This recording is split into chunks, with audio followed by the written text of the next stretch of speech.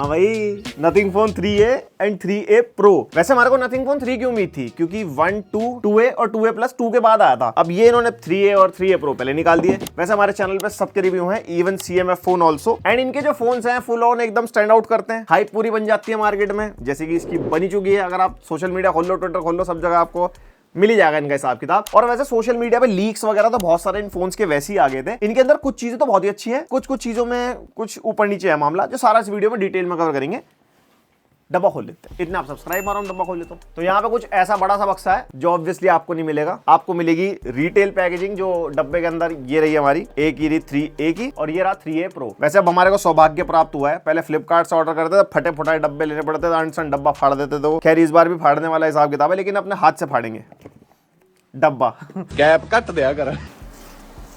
ये कैसी पैकिंग है? ओह, सुधार है भाई, फटने वाला मामला है ही नहीं। ओहो, टिपिकल नथिंग पैकिंग फोन। ये बिल्कुल 2A के पैटर्न को फॉलो करने वाला फोन है, जस्ट एक लेंस एक्स्ट्रा। और यहाँ कह रहे भाई साहब वेलकम टू नथिंग। और डब्बे के अंदर से वही type C to C cable, पुस्तक, और साथ में इनकी एकदम यूनिक सिम इजेक्टर पिन। ये बहुत सुंदर लगती है भाई। अब ये है बजट यूजर्स को टारगेट करने वाला फोन, लेकिन इनके डब्बों में चार्जर आते नहीं है। अब सारी कंपनियां चार्जर डाल के दे रही, लेकिन ये ना थोड़ा एप्पल से ज्यादा इंस्पायर्ड है। इतना इंस्पायर्ड है कि एक्शन बटन डाल दिया फोन में। बताता उसके बारे में भी। और डब्बा 3A Pro का भी बिल्कुल सेम सा है। ओहो, ये है भैया अलग तामझाम मामला, फुल बड़ा कैमरा मॉड्यूल, और बाकी बॉक्स कंटेंट इसके भी बिल्कुल सेम ही है। ओ भाई, ये लग रहा है बिल्कुल डिफरेंट, मतलब थोड़ा सा ऐसे महंगा मसाला। तो भाई चलो इनको एक बार टेस्ट कर लेते हैं बढ़िया डिटेल में। पास आओ, हमारे पास आओ, सब्सक्राइब करो, हम इतना फोन टेस्ट करते हैं और मिलते हैं आपको। आ गए हैं भाई खिलौने नथिंग की तरफ से, दो लाइटें, म्यूजिक फुल एकदम। एंड इन फोन से रिलेटेड वही हर बार की तरह फुल ऑन एकदम ऐसे कंट्रोवर्सी भी हो जाती है, लोगों के ओपिनियन भी निकल के आते हैं। ऐसे नथिंग फोन 3A Pro के डिजाइन को लेके लोग बहुत ज्यादा अलग अलग ओपिनियन दे रहे हैं। किसी को बहुत बढ़िया लग रहा है, किसी को पसंद नहीं आ रहा है, लेकिन हम यहाँ पे अपना पूरा ओपिनियन शेयर करेंगे। एंड हाँ, सबसे पहले प्राइसिंग से शुरुआत कर लेते हैं। जो नथिंग फोन 3A है ये 25,000 से स्टार्ट होगा एंड 3A Pro 32,000 से स्टार्ट होगा। बाकी इनके ऊपर 3-3 हजार के कार्ड डिस्काउंट, बैंक डिस्काउंट वगैरह लग जाएंगे, वो आप अपने हिसाब से देख लेना। एंड इनके अंदर 8 128 GB से लेके 12 256 GB तक के वेरिएंट मिलेंगे। तो सबसे पहले सुंदरता और डिजाइन से शुरू करते हैं। यहाँ पे दोनों के दोनों फोन्स थोड़े से डिफरेंट है। जो हमारा 3A है वो बिल्कुल 2A वाले पैटर्न को फॉलो करता है, बस एक कैमरा एक्स्ट्रा है, और पहले जो आंखें थी वो अब जुड़ चुकी है, और जो बीच का कैमरा मॉड्यूल है ना वो ऐसा स्पीड ब्रेकर टाइप फील होता है। लेकिन वहीं पे जो 3A Pro है, इसका कैमरा मॉड्यूल देख के लोग कह रहे थे भैया ऐसा है वैसा कुछ भी है। मैं पर्सनली आपको बताऊं, मेरे को बहुत पसंद आ रहा है, बहुत मतलब यूथ सेंट्रिक डिजाइन है। और अगर दूर ऐसा बात करते हुए जा रहे हो ना, दूर से पता लग जाएगा भाई ये 3A Pro ही ले रखा है बंदे ने हाथ में। वो एक स्टैंड आउट फैक्टर है इसका, और बिल्कुल भी मतलब ऐसा बुरा फील नहीं होता। और दोनों के अंदर हमारे को पॉलीकार्बोनेट फ्रेम मिलते हैं। वैसे मैं एक्सपेक्ट कर रहा था 3A Pro में मेटल फ्रेम होना चाहिए था एक प्रीमियम फील के लिए, बिकॉज प्राइसिंग अच्छी खासी है, 30,000 से ऊपर का फोन है। 3A में तो कोई दिक्कत नहीं है। और इसके अंदर हमारे को ग्लास बैक मिलती है। 2A की जो बैक थी ना वो प्लास्टिक वाली थी, तो यहाँ पे वो बेटर है। और कोई पांडा ग्लास यूज कर रखा है, तो वैसे तो कवर लगा ही लेते हैं लोग, बाकी तो गिरेगा विरेगा, किस्मत पर डिपेंड करता है, टूट भी सकता है। एंड ऊपर की तरफ नॉइस कैंसिलिंग माइक्रोफोन है, एंड वॉल्यूम रॉकर बटन है। और जो बटन के कलर है ना वो बॉडी के फ्रेम से डिफरेंट है। जैसे 3A में ब्लैक है, इसके अंदर थोड़ा सिल्वर सा है। और इधर की तरफ पावर बटन, और नीचे एक्शन की एसेंशियल की है भाई साहब, इसके बारे में डेडिकेटेडली बात करूंगा। फुल AI वाला झोल है इसके अंदर भी। एंड नीचे सिम ट्रे मिल जाएगी, जिसके अंदर आप 2 नैनो सिम लगा सकते हो। कोई भी SD कार्ड स्लॉट नहीं है, तो वेरिएंट अपने हिसाब से चूज करना। और माइक्रोफोन मिल जाएगा, यहाँ पे स्पीकर ग्रिल है, और USB-C 2.0 के पोर्ट है, यानी कि fast speed data transfer, display output वगैरह दोनों ही फोन से आप नहीं कर सकते। वैसे इस प्राइस पे मैं USB 3 की एक्सपेक्टेशन रख भी नहीं सकता। एंड फोन्स अच्छे खासे बड़े हैं, 6.7 इंचेस के फोन है। सिंगल हैंडेडली आप यूज भी नहीं कर पाओगे, अच्छे खासे ब्रॉड है। बट वैसे जो इन हैंड फील है वो अच्छी है, बिकॉज यहाँ पे थोड़ा फ्रेम जो है ना बॉक्सी टाइप का, एजेस वगैरह हमारी राउंडेड है। ओवरऑल कंफर्टेबल फील होता है हाथ में। और बैक का जो डिजाइन है वो 3A का तो बिल्कुल 2A जैसा ही डिजाइन है, थोड़ा सा पैटर्न डिफरेंट अगर आप साइड बाय साइड देखोगे। और 3A Pro का डिजाइन बिल्कुल आइडेंटिकल है, यहाँ पे सारे पैटर्न वगैरह सेम है, नथिंग की ब्रांडिंग, इधर थोड़ा टेक्स्ट वेक्स्ट है ऊपर, और जो ग्लिफ लाइटिंग भी है दोनों फोन्स में सेम है बिल्कुल। एंड ये फोन ज्यादा हैवी फील भी नहीं होती है। जो 3A है वो 200 ग्राम्स के आसपास है, और जो 3A Pro है से 10 ग्राम ऊपर है, तो सेम से फील होते हैं। एंड इवन जो आप थिकनेस भी देखोगे ना, तो ऑलमोस्ट दोनों की सेम सी है, और ज्यादा ऐसे मोटे भी फील नहीं होता हाथ में। 3A के साथ हमारे को 3 कलर ऑप्शन मिलते हैं, ब्लू, ब्लैक और व्हाइट। और 3A Pro में 2 कलर ऑप्शन है, एक ग्रे जो हमारे पास है और एक ब्लैक वाला ही मिलेगा। मेरे को ग्रे, ब्लैक, व्हाइट तो फिर भी ठीक लगे, लेकिन जो 3A में ब्लू कलर है ना, मेरे को भाई देखने में अच्छा नहीं लग रहा फोटो में, बाकी रियल में कैसा होगा भी कह नहीं सकते। और दोनों ही फोन IP64 रेटेड है। जिस प्राइस के फोन है भाई आज की डेट में IP66 तो बहुत ही कॉमन है। इवन ब्रांड्स IP68 तक भी जा रहे हैं, और जैसे पोको X7 है IP69 तक भी है। इसका आज की डेट में इतना वो सेंस बनता नहीं है जिस प्राइस के फोन है, थोड़ा ज्यादा होना चाहिए था। और दोनों ही फोन्स के अंदर स्टीरियो स्पीकर है, सेम स्पीकर यूज हो रखा है, सेम लाउडनेस वगैरह है। एक आपको ऑडियो सैंपल सुनवाने की कोशिश करता हूँ। मतलब लाउड है स्पीकर, डिटेल्स थोड़ी सी मिसिंग लगती है 100% वॉल्यूम पे। एक जो क्रिस्प साउंड होती है ना, थोड़ी जो हाइज वगैरह है वो इतने ज्यादा क्लियर नहीं है, बट ओवरऑल वैसे डिसअपॉइंट नहीं करते। एंड हैप्टिक्स के मामले में अच्छी मोटर्स यूज कर रखी है, इंप्लीमेंटेशन भी अच्छा है, टाइपिंग वगैरह करोगे मजा आता है यूज करने में, वहां पे भी कोई दिक्कत नहीं आती। और एक और चीज जो बिल्कुल सेम है वो है डिस्प्ले। 6.77 इंचेस की AMOLED डिस्प्ले मिलती है इसके अंदर, जिसका रेजोल्यूशन 1080x2392 है, 120 हर्ट्ज रिफ्रेश रेट के साथ है, जिसके अंदर अगर आप ऑटो रिफ्रेश रेट सेलेक्ट करोगे तो 60 और 120 रहता है, 1 हर्ट्ज तक नहीं आती, यानी कि LTPO नहीं है।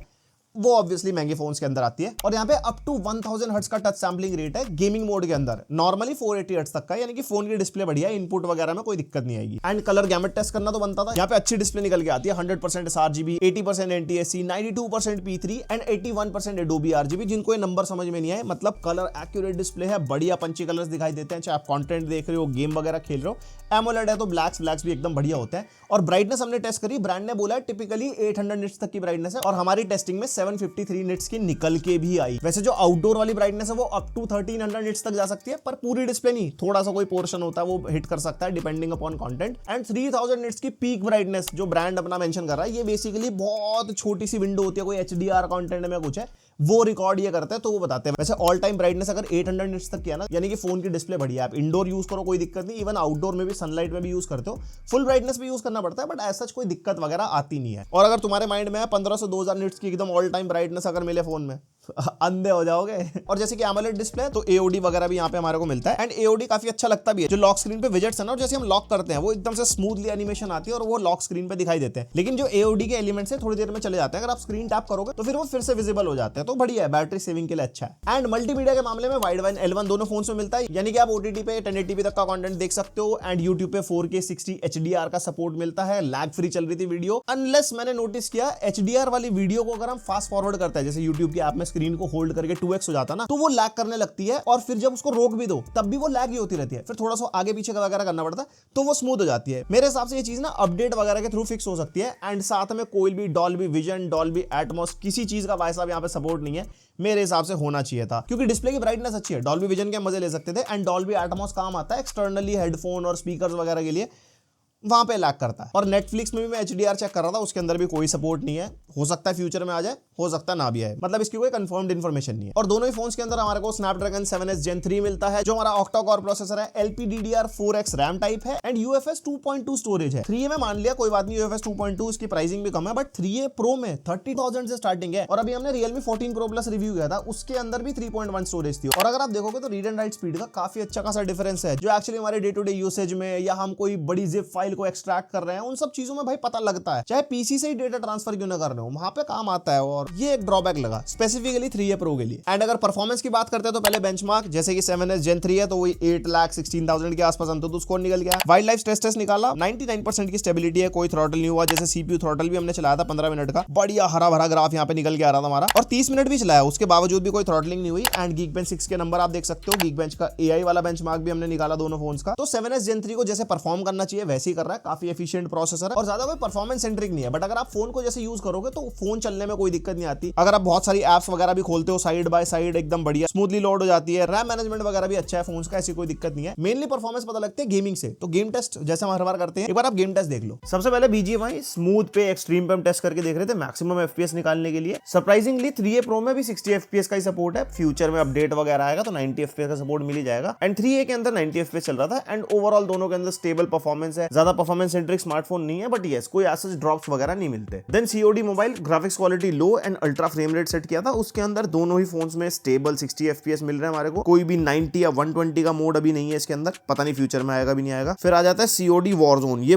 बहुत ज्यादा डिमांडिंग गेम है। हाई सेटिंग्स पे अनकैप्ड FPS पे 25, 30 समटाइम्स 20 FPS मिल रहे हैं, बिल्कुल भी प्लेबल नहीं है मामला। फिर उसके बाद मैंने सेटिंग्स को ना वेरी लो पे कर दिया था, बट वेरी लो पे करने के बाद भी मुश्किल से 30 FPS के आसपास ही निकल के आ पा रहे थे, वही 25 25-30 के आसपास। तो वॉरजोन तो भाई आप नहीं खेल पाओगे इस फोन के अंदर। Then Genshin Impact lowest possible settings by default show कर रहा था, एंड नीचे हमने 60 FPS सेट कर दिया था, एंड दोनों फोन्स में स्टेबल 60 FPS मिल रहे हैं लोएस्ट पॉसिबल सेटिंग्स पे, और ऐसा कोई फ्रेम ड्रॉप वगैरह नहीं है, एक दो FPS ऊपर नीचे होते हैं बस। फिर मैंने सोचा हाईएस्ट सेटिंग पे भी टेस्ट करके देख लेते हैं। हाईएस्ट सेटिंग पे भी हमारे को प्लेबल 40 एवरेज FPS मिल रहा है, तो हम आराम से इसके ऊपर मतलब गेंशिन इंपैक्ट खेल सकते हो आप। देन लास्टली वुदरिंग वेव्स, इसके अंदर हमने सेटिंग्स को बैलेंस्ड पे रखा था, एंड फ्रेम रेट को 60 FPS पे, एंड 40, 45, 50 एवरेज FPS मिल रहे हैं। गेमिंग को ओवरऑल कंक्लूड कर देता हूँ, बहुत ही बैलेंस्ड सी परफॉर्मेंस है, मतलब ज्यादा ऐसे गेमिंग टारगेटिंग फोन है भी नहीं है। बाकी ओवरऑल आपके क्या थॉट्स है गेमिंग को लेकर, मेरे को बताना कमेंट करके। और एक्स्ट्रा गेमिंग फीचर्स भी है, जिसके अंदर हमारे को परफॉर्मेंस मोड मिलता है, जो हमने सारे गेम परफॉर्मेंस मोड पे टेस्ट किए हैं। उसके अलावा कॉल्स का फीचर है, नोटिफिकेशन है, ब्राइटनेस लॉक आप कर सकते हो, स्क्रीन रिकॉर्डिंग भी आप कर सकते हो, बेसिकली गेमिंग का एक्सपीरियंस एनहांस करने के लिए। और Wi-Fi 6 ब्लूटूथ वर्जन 5.4 दोनों फोन के अंदर है। 10 5G के बैंड्स मिलते हैं। हमने जियो एयरटेल की सिम डाल के रखी थी, हमारे को कनेक्टिविटी में ऐसा कोई इशू नहीं आया। और हाँ, अच्छी चीज NFC मिलता है भाई हमारे को, एंड इन टोटल 27 सेंसर्स हैं, मतलब जितने इंपॉर्टेंट है वो मिल जाएंगे। और फिंगरप्रिंट स्कैनर मिलता है, जो अच्छा खासा फास्ट काम कर जाता है, एकदम उंगली लगाओ आराम से फोन अनलॉक वगैरह हो जाता है। और ये phones Android 15 out of the box आपको मिलेंगे, जो कि एक अच्छी चीज है। एंड 3 इयर्स के मेजर अपडेट्स एंड 4 इयर्स के सिक्योरिटी अपडेट्स। पहले मैं थोड़ा सा स्केप्टिकल था कि भाई ये अपडेट्स में कैसे होंगे, बट नथिंग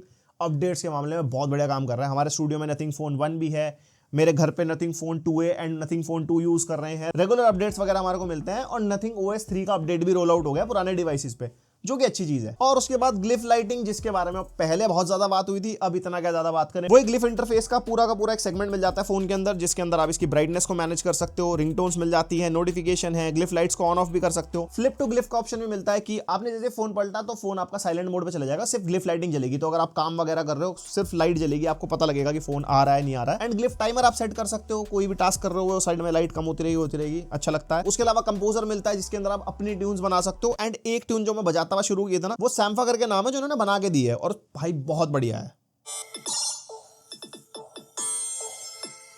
इनको थोड़ा सा ट्यूटोरियल देने चाहिए, अच्छी ट्यून कैसे बनाए कुछ है। मैं कंपोजर में बना रहा था, मेरे से बनी नहीं रही थी। और एक और अच्छी चीज, इसमें जो कंपोज आप करोगे, आप शेयर भी कर सकते हो अपने दूसरे नथिंग वाले फ्रेंड के साथ कि भाई तू बजा ले, देख मैंने कितनी बढ़िया बनाई है। ट्यून बनाई है किसी ने, किसी पास नथिंग का फोन है, बताना एक बार कमेंट करके। और ग्लिफ प्रोग्रेस मिलती है फॉर उबर राइड, जोमेटो का ऑर्डर वगैरह। और म्यूजिक विजुअलाइजेशन आप ऑन कर सकते हो। पहले इन्होंने ना इसको छुपा के रखा था फीचर में, नथिंग फोन 1 में भी 2 में भी, वो ऐप करके कॉन्टैक्ट सेव करो, कुछ करो, तब वो जल पाती थी। इसके अंदर अब डायरेक्टली है वो फीचर, गाने वाने चल रहे हो तो पूरी लाइटें जलती है पीछे, डिस्को माहौल। और हमेशा की तरह मैं डिमांड करता हूँ, अच्छी रिंगटोन्स दो। जैसे एक तो मैंने अभी आपको सुनवाई, वही अच्छी लगी मेरे को, उसके अलावा अच्छी रिंगटोन्स नहीं होती भाई, सिर दर्द होने लगता है इनकी रिंगटोन सुनने के बाद ना, जो टुक टक टिक टुक, तो समझ रहे हो ना मेरी फीलिंग। अच्छी रिंगटोन्स देनी चाहिए नथिंग वालों को अपडेट के थ्रू, बहुत ज्यादा नीड है। एंड अगर OS UI के बारे में डिटेल में बात करें, नथिंग OS 3.1 हमारे फोन्स में जो हम टेस्ट करके देख रहे थे, नो ब्लोटवेयर, नो एडवेयर, एकदम बढ़िया क्लीन माहौल मिलता है यहाँ पे। और वही नथिंग के टचेस हमारे को सब जगह मिलेंगे, जो नथिंग वाला टेक्स्ट है, थोड़ा सा ब्लैक एंड व्हाइट टाइप का फोन फील होता है। जैसे इनका नथिंग का आइकन पैक है, वो लगा तो भैया मैं सच बता रहा हूँ, फोन ही नहीं लगता, लगता खिलौना चला रहे हो। तो किसको नथिंग का आइकन पैक पसंद है मुझे नहीं पता, बिल्कुल ही रंग उड़ा देता है भाई फोन में से। तो हम तो रंग बिरंगे आइकन वाले ही हैं। एंड इन आइकन स्टाइल को आप सेट भी कर सकते हो, मतलब कि जो आपके मेन्यू में आइकन्स आ रहे हैं वो आपको कलरफुल रखने हो, लेकिन जो होम वाले आइकन्स है वो नथिंग के आइकन स्टाइल के हिसाब से रहते हैं। और रिफ्रेश रेट की ऑप्टिमाइजेशन अच्छी है, ज्यादातर एप्स के अंदर 120 हर्ट्ज चल रहा था। बाकी जैसे इंस्टा पे रील्स वगैरह चलाई, उसमें 90 हर्ट्ज हो जाता है। यूट्यूब शॉर्ट्स पे 60 हर्ट्ज हो जाता है। ये अपडेट वगैरह के थ्रू फिक्स हो सकता है, जिसमें मतलब सारों में 120 हर्ट्ज रहे तो ज्यादा बढ़िया है। और स्मार्ट बेटा ऐप ड्रॉअर भी है, जो एकदम एप्पल से इंस्पायर्ड है। जैसे आप ऐप ड्रॉअर में ऊपर 3 डॉट्स दबाओगे तो स्मार्ट करके एक ऑप्शन मिलता है, जिसके अंदर सोशल, यूटिलिटी, सारा कुछ अलग अलग हो जाता है, जस्ट लाइक एप्पल की app library. Wow, very nice. और वॉलपेपर वाले सेक्शन में वही गूगल का जनरेटिव AI वॉलपेपर वाला फीचर मिलता है। इसमें आप कुछ सेलेक्ट करके अपने वॉलपेपर बनवा सकते हो। और बाकी नथिंग वाले वॉलपेपर्स तो यहाँ पे मिल ही जाएंगे। लॉक स्क्रीन की कस्टमाइजेशन कर सकते हो, जैसे 4 विजेट्स आप ऐड कर सकते हो, या फिर 2 विजेट्स या क्लॉक ऐड कर लो, और वो हमारे लॉक करने के बाद AOD पे दिखाई भी देती है। और विजेट्स काफी अच्छे अच्छे इसके अंदर, जो मेरे को मतलब पसंद है, जो आप होम स्क्रीन वगैरह भी ऐड कर सकते हो। एंड इनके ना प्ले स्टोर पे नथिंग कम्युनिटी विजेट्स भी है, जो आप डाउनलोड कर सकते हो, जिसके अंदर मुझे स्नेक वाला बहुत बढ़िया लगा। आप विजेट में ही ना स्नेक वाली गेम खेल सकते हो, ऐसे स्वाइप कर करके, मिनी स्क्रीन, नोकिया 3310 वाली फीलिंग। और सोशल मीडिया ऑप्टिमाइजेशन की अभी नीड है, जैसे कि वो अल्ट्रा वाइड लेंस है हमारा, तो वो किसी भी सोशल मीडिया पे काम नहीं करता। मैंने स्नैपचैट, इंस्टाग्राम सब पे चेक किया, एंड ज्यादातर लोग सोशल मीडिया पे वाइड एंगल लेंस यूज करते हैं, तो उसमें वो ऑप्टिमाइजेशन की नीड है अभी। और मैं इन चीजों पे डिटेल में इसलिए बात कर रहा हूं क्योंकि मुझे लगता है नथिंग सुनता है और बहुत रेगुलरली अपडेट्स वगैरह देता भी है, तो ये सब चीजें फीडबैक की तरह लो भाई हमारे से। और गूगल डायलर हमारे को मिलता है, कॉल रिकॉर्डिंग आप कर सकते हो लेकिन सामने वाले को नोटिफिकेशन सुनाई देगी। उसके अलावा चलने में कोई दिक्कत नहीं है, स्नैपी है, स्मूथ है, एनिमेशंस वगैरह अच्छी है, जैसे ऐप ओपनिंग और क्लोजिंग के एनिमेशन काफी बढ़िया है। एंड मेरे को ऐसा यूज करने में कोई दिक्कत आई नहीं। थोड़े बहुत लैग स्टटर जो एक नॉर्मली एंड्रॉइड फोन में आ जाते हैं वैसी है, कुछ मेजर नहीं है। देन एआई के मामले में ज्यादा कुछ नया नहीं है, बस सर्कल टू सर्च है, उसके अलावा कोई एक्स्ट्रा फीचर नहीं है। एंड ऑब्जेक्ट इरेजर में एक्सपेक्ट कर रहा था जो इसकी गैलरी में होना चाहिए था वो भी नहीं है। बाद में फ्यूचर में अपडेट के थ्रू आ जाए, कुछ कह नहीं सकते। और कोई कीबोर्ड में एआई फीचर या कुछ भी कहीं से कहीं तक ट्रांसलेशन और ट्रांसलेशन कहीं कुछ नहीं है। सबसे बड़ा जो हाईलाइट है इनका एआई से रिलेटेड वो है एसेंशियल की, जो यहाँ पे बटन हमारे को मिल जाएगा पावर बटन के नीचे। इस की को आप डबल टैप करोगे तो आपका पूरा एसेंशियल स्पेस खुल जाता है। अगर इसको बिल्कुल आसान भाषा में बताऊं ना, ये नोट टेकिंग है बट उसमें एआई का तड़का है। जैसे आपने सिंगल टैप किया, आपकी स्क्रीन पे जो भी होगा उसको आप नोट की तरह ऐड करके लिख के भी, या फिर वॉइस नोट के थ्रू कुछ बता के कि भाई ये है, इसके अंदर कुछ भी है, आपको मतलब अपना रिकॉर्ड रखना है तो वो आप इसके अंदर सेट कर सकते हो। नॉर्मली आपने इसको होल्ड करके रखा, ये सीधा ऑडियो रिकॉर्डिंग शुरू कर देता है। जो आप इसको बोलोगे कि भाई अलार्म सेट कर दे या रिमाइंडर लगा दे या फलाना है ढिमक का है, तो वो सारी चीजें ये सुन के थोड़ा टाइम लगाता है, बिकॉज ये ना इंटरनेट के थ्रू चलता है, ये ऑफलाइन काम नहीं कर रहा फोन के ऊपर। तो वहां ना एनालाइजिंग आता रहता है और उसके बाद अगर ज्यादा लंबा वॉइस नोट है तो टाइम लगेगा, थोड़ा छोटा है तो वो समझ जाता है जल्दी, बट स्टिल आपको वेट तो करना पड़ता है। तो ये ऑन द गो काम आने वाली चीज है। मान लो आपको कोई एक्सपेंस हो गया, भाई मेरा इतना खर्चा हो गया, मेरे इतने 100 रुपए ऐड कर दे वहां पे, मुझे इस तारीख को वहां जाना है, रिमाइंडर सेट कर दे, कुछ है।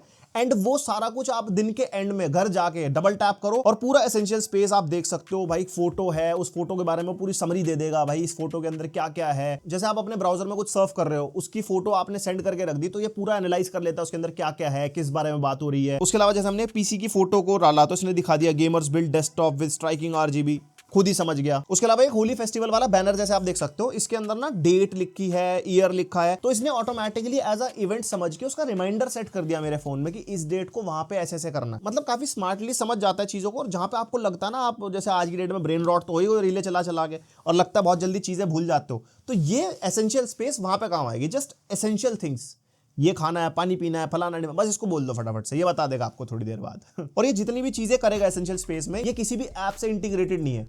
जो भी नोटिफिकेशन आएगी इस ऐप की अलग से आएगी। ऐसा नहीं है कि गूगल कैलेंडर में कुछ चला गया या कोई आपके गूगल फोटोज के साथ कनेक्ट हो गया, कहीं से कहीं तक इसका कोई लेना देना नहीं है, ये खुद में ही सेपरेट है। मेरे हिसाब से फ्यूचर में अपडेट के थ्रू ना ऐप्स के साथ अगर इंटीग्रेशन हो जाए तो बहुत बढ़िया हो जाएगा, जैसे सैमसंग के One UI 7 में। एंड हो सकता है फ्यूचर में कोई अपडेट के थ्रू इस पे और कस्टम चीजें भी ऐड कर पाए। अभी तो सिर्फ एसेंशियल स्पेस है, जैसे कैमरा कंट्रोल हो गया, double tap, single tap, hold, ये सब कस्टमाइजेशन भी आने के मेरे को लगता है चांसेस हैं। जब एक्स्ट्रा बटन दिया है तो कुछ तो हो। लेकिन इससे ना एक चीज मेरे को फील हुई, जैसे बटन ना बिल्कुल पावर की के नीचे है, तो कभी कभी जैसे शुरुआत में मैंने जैसे 2-3 दिन फोन यूज कर रहा था ना, कभी वो एसेंशियल की दबा दे रहा था मैं, कभी पावर की, तो वो कंफ्यूजन सी है। लेकिन अगर आप गौर से देखोगे ना, एसेंशियल की थोड़ी सी डिफरेंट है, राउंडेड सी है, पावर की अपनी फ्लैट है, तो वो आदत हो जाती है। बट शुरू में 1-2 दिन थोड़ी सी प्रॉब्लम आएगी। वैसे तो कीबोर्ड में कोई एआई फीचर नहीं है, लेकिन अगर आप कोई भी टेक्स्ट को कॉपी दबाते हो तो यहाँ पे डायरेक्टली चैट जीपीटी इंटीग्रेटेड है, तो यहाँ पे ऑप्शन आ जाता है, इसको दबाओगे, समराइज कराना हो, टोन चेंज करानी हो, कोई मेल चेक करानी हो, कुछ है ऐसे कर सकते हो। मतलब ये पर्सनल हैक टाइप हो गया, डायरेक्टली कोई फीचर नहीं है। और दोनों ही फोन्स के अंदर 5000 mAh की बैटरी हमारे को मिलती है। वैसे आज की डेट में सिलिकॉन वाली बैटरी डाल के दे रहे हैं, इसका ज्यादा बैटरी बैकअप है, जैसे पोको X7 के अंदर है जो अंडर 30,000 ही आता है। एंड बैटरी mAh भी 6000 तक होना चाहिए था, मतलब आज की डेट में मिनिमम स्टैंडर्ड सा बनता जा रहा है अब तो। और battery backup is okay, 6 to 7 hours के SOT में 100 to 0% चला जाता है। और चार्जिंग ये फोन 50 वॉट की सपोर्ट करता है। हम इसको टेस्ट करके देख रहे थे इन्हीं के CMF GAN चार्जर से, तो अप टू 45-47 वॉट तक वो जा रहा था। तो प्रोबेबली कभी कभी 50 वॉट तक चला जा सकता है। एंड उसके अंदर 50 मिनट्स में फुल चार्ज हो गए थे फोन्स। और कोई भी वायरलेस चार्जिंग हमारे को नहीं मिलती भाई। एक टाइम था नथिंग फोन 1 इन्होंने 25,000 पे लॉन्च किया था with wireless charging and reverse wireless charging. उस लेगेसी को ये कंटिन्यू कर सकते थे at the same price range. मतलब आपके क्या थॉट्स है मेरे को कमेंट करके बताना। देन एक डिफरेंस आता है कैमरा के अंदर। यहाँ पे जो प्राइमरी सेंसर है वो सेम है 50 मेगापिक्सल, और जो अल्ट्रा वाइड है वो भी हमारे को सेम 8 मेगापिक्सल मिलता है। थर्ड सेंसर में डिफरेंस है, 3A के अंदर टेलीफोटो 50 मेगापिक्सल मिलता है और 3A प्रो में 50 मेगापिक्सल का पेरिस्कोप सेंसर मिलता है। और फ्रंट कैमरा में भी डिफरेंस है, 3A के अंदर 32 मेगापिक्सल है एंड 3A प्रो के अंदर 50 मेगापिक्सल है। अब जिनको पेरिस्कोप और टेलीफोटो के बीच में डिफरेंस नहीं बताना तो थोड़ा सा बता दूं। Telephoto is like simple camera sensor जिसके ऊपर एक मैग्नीफाइंग ग्लास है, लेकिन पेरिस्कोप के अंदर प्रिज्म या मिरर यूज होता है लाइट को बेंड कराने के लिए, जिसकी वजह से हमारे को कम डिस्टॉर्शन और शार्पर इमेजेस मिलते हैं, प्लस आपको जूम भी एक्स्ट्रा मिलता है कंपेयर टू टेलीफोटो। बस यही मेजर डिफरेंस है एंड वो सैंपल्स में पता भी लगता है। सबसे पहले मेन कैमरा सैंपल से शुरू कर लेते हैं। जैसे हमने वाइड एंगल लिया,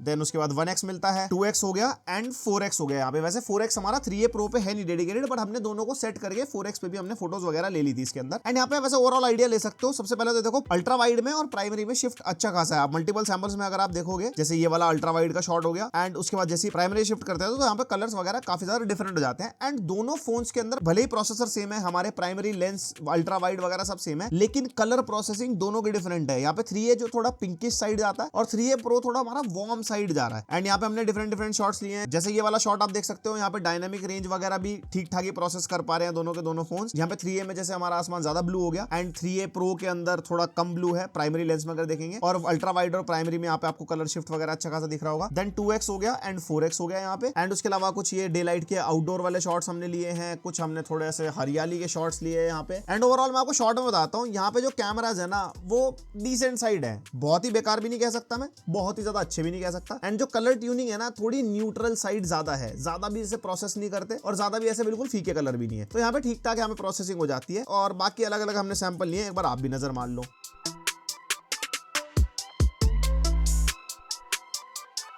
फिर आ जाते हैं भैया पोर्ट्रेट पे। पोर्ट्रेट में आजकल लोग ज्यादा फोटोज खींचते हैं ना, एंड पोर्ट्रेट में भी अगर आप देखोगे ना दोनों फोन्स की प्रोसेसिंग बहुत इनकंसिस्टेंट है। जैसे एक तरफ यहाँ पे वॉश्ड आउट हो जाता है कलर, एक तरफ यहाँ पे जैसे आप देख सकते हो डार्क हो गया है, फिर यहाँ पे कभी कभी ऑलमोस्ट सेम है। एंड स्किन टोन्स वगैरह आप देखोगे ना थोड़ी फ्लैट सी फील होती है। लेकिन आउटडोर में पोर्ट्रेट अच्छा है, जैसे पोर्ट्रेट में मेन होता है एज डिटेक्शन बढ़िया हो जाती है दोनों फोन्स के अंदर। एंड आउटडोर में पोर्ट्रेट वगैरह खींचोगे तो मतलब आपको स्वाद आएगा। एंड पोर्ट्रेट के अंदर भी हमारे को फोकल लेंथ मिल जाती है 1, 2, 3 एंड 4x तक, तो उसके अंदर डिफरेंट फोकल लेंथ पे हमने खींची है फोटोज। पोर्ट्रेट में मतलब अच्छे शॉट्स निकाल देता है फोन। बाकी बहुत सब्जेक्टिव है, किसी को इस टाइप के स्किन टोन्स पसंद आते हैं, किसी को नहीं पसंद आते। बाकी आपने थॉट्स बताना कमेंट सेक्शन में, और भी पोर्ट्रेट शॉट्स वगैरह एक बार आप देख लो।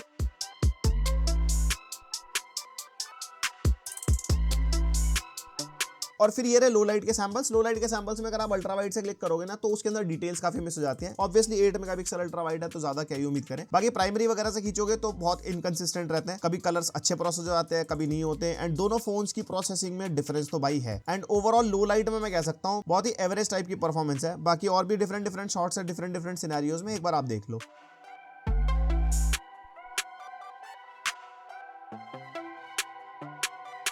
और 3A प्रो के अंदर हम मैक्रो फोटोग्राफी कर सकते हैं, और मैक्रो में हमने बहुत सारे शॉट निकाले हैं। मैक्रो में भाई अच्छा खासा बढ़िया मतलब क्वालिटी हमारे को मिल जाती है। जैसे आई का शॉट आप देख सकते हो, फूल पत्तियों का शॉट आप देख सकते हो, बैकग्राउंड का ब्लर बहुत बढ़िया मेंटेन हो जाता है एंड डिटेल्स बहुत अच्छी कैप्चर होती है। मतलब ओवरऑल इन्हीं फोटोज में अगर हम जूम वगैरह भी करते हैं ना तो काफी अच्छी खासी डिटेल्स मिलती है हमारे को। जैसे कीबोर्ड की डस्ट आप देख सकते हो, कीड़े मकोड़े की हमने फोटो ले ली थी। तो मतलब मैक्रो में 3A प्रो में मजा आ जाता है। और 3A प्रो के अंदर हमारे को डेडिकेटेड 6x वाला मोड यहाँ पे हमारे को मिलता है, जो ऑब्वियसली 3x के बाद हमारे को डिजिटल जूम मिलता है। और 6x में डिटेल्स वगैरह भी अच्छी कर देता है, जैसे जूम वगैरह भी तो यहाँ पे पिक्सल वगैरह इतने फटते नहीं है। और 6x में ना काफी थोड़ी ऐसी सिनेमैटिक टाइप की फोटोज आ जाती हैं अगर आपको दूर रेंज से खींचनी हो, तो ये भी काफी बढ़िया है। देन लास्टली आ जाती है हमारी सेल्फीज बहुत आइडेंटिकल है, दोनों फोन्स के अंदर सेम टाइप की प्रोसेसिंग है, सेम टाइप की वही न्यूट्रल टाइप की स्किन टोन्स है। एंड यहाँ पे अलग अलग सेल्फीज हमने ली है, नॉर्मल भी और पोर्ट्रेट भी। पोर्ट्रेट में अगर एज डिटेक्शन देखते हैं ना फ्रंट कैमरा का भी, तो उसकी प्रोसेसिंग भी अच्छी है। एंड ओवरऑल मैं कह सकता हूँ selfie camera is also decent. And camera UI कुछ ऐसा मिल जाएगा, नीचे हमारे सारे मोड्स हैं, night, macro, portrait, photo, video. And more के अंदर जाओगे तो slow mo, time lapse, pano and expert mode मिल जाएगा। एक्सपर्ट मोड में वही फुल ऑन कस्टमाइजेशन वगैरह। और एक चीज मेरे को अच्छी लगी, जितने भी लेंस शिफ्ट वगैरह है वो नीचे की तरफ से है, तो सिंगल हैंडेडली आप इसको यूज कर सकते हो और नीचे स्वाइप वगैरह करके मोड भी चेंज कर सकते हो। और ऊपर हमारे को एरो मिलता है एक्स्ट्रा फीचर्स के लिए, like flash, HDR, filter, auto tone वगैरह, जो आपको चेंज करो, एक्स्ट्रा सेटिंग्स होती है कैमरा की। और हाँ एक चीज मेरे को अच्छी लगी, इसके अंदर एक प्रीसेट्स है, नीचे एरो बटन है, उसको टैप करोगे ना तो यहाँ पे एक soft focus, black and white film, wide angle, lenticular, close up, बड़े अलग अलग सब मोड्स हैं जो आप अपने हिसाब से यूज कर सकते हो, मतलब अलग तरीके की फोटोग्राफी करने का अगर मन है तो। और ये जो पेरिस्कोप सेंसर है 3A प्रो के अंदर, इसके थ्रू आप मैक्रो शॉट्स भी ले सकते हो। डेडिकेटेड मैक्रो सेंसर नहीं है, बट अगर आप 3x से 6x पे फोटोज क्लिक करते हो तो आप मैक्रो फोटोज क्लिक कर पाओगे, वो 3A पे नहीं कर सकते।